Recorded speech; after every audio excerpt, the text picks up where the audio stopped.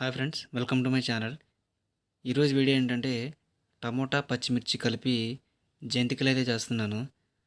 అది కూడా జొన్న పిండితో. జంతికలు ఏ విధంగా వచ్చాయనేది ఈ వీడియో లాస్ట్ వరకు చూడండి. ఇక వీడియోలోకి వెళ్తే మొదట ఈ పచ్చిమిర్చి టమాటా ముక్కలను ఈ విధంగా కోసుకోవాలి. కోసుకున్న పచ్చిమిర్చి టమాటా ముక్కలను ఒక గిన్నెలో ఆయిల్ పోసుకొని ఈ విధంగా మగ్గించుకోవాలి.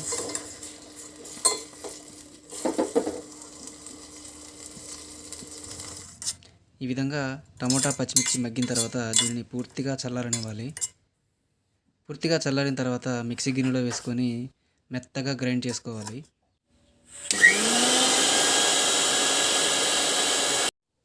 ఈ విధంగా మెత్తగా నూరుకున్న టమోటా పచ్చిమిర్చి పేస్ట్ను పక్కన పెట్టుకోవాలి.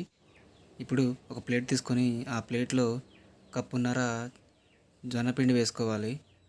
ఇందులోనే అరకప్పు బియ్యపిండి వేసుకోవాలి. ఇప్పుడు ఇందులో రుచికి సరిపడా సాల్ట్ వేసుకోవాలి. చిటికెడు పసుపు వేసుకోవాలి.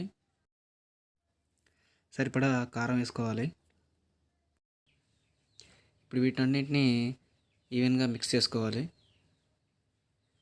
ఇందాకలా మిక్సీ పట్టుకున్న టమోటా పచ్చిమిర్చి పేస్ట్ను ఈ పిండిలో కలుపుకోవాలి.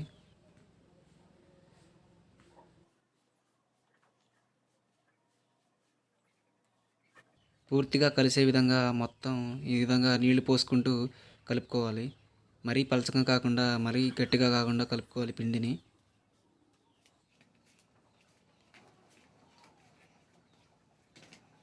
పిండిని ఈ విధంగా ప్లేట్లో గట్టిగా అదుముతూ చేస్తేనే జిగురు అనేది వస్తుంది.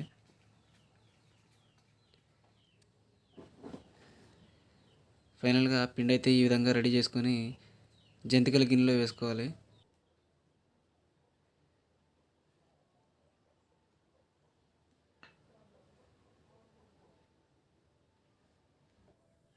ఇప్పుడు ఒక కడాయి తీసుకొని ఆయిల్ వేడి చేసుకోవాలి. ఆయిల్ అనేది హీట్ అయిన తర్వాత జంతికలు వేసుకోవాలి. నేను ఇందులో ఒక మిస్టేక్ అయితే చేశాను. అసలు దీన్ని చేయడానికి మురుకులు చేసేది ఉండాలి, కానీ నా దగ్గర లేకపోవడంతో కారపూసలు చేసే దాంతోనే చేశాను. అయినా కూడా పర్లేదు, బాగానే వచ్చింది. మీరు కూడా ఇలా ట్రై చేయాలనుకుంటే మురుకులు చేసే దాంతో ట్రై చేయండి. దాంతో అయితే ఈజీగా వస్తుంది.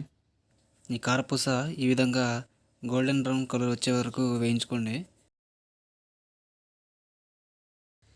ఫైనల్గా నా కారపూస అయితే రెడీ అయిపోయింది. పచ్చిమిర్చి టమోటా జొన్న పిండితో చేసిన కారపూస ఇది. టేస్ట్ మాత్రం మామూలుగా లేదు. ఎలా వస్తుందేమో అనుకున్నలే కానీ టేస్ట్ మాత్రం చాలా బాగుంది. ఈ వీడియో మీకు నచ్చింది అనుకుంటున్నాను. నచ్చితే లైక్ చేయండి. మరిన్ని వీడియోస్ కోసం ఈ ఛానల్ని సబ్స్క్రైబ్ చేయండి.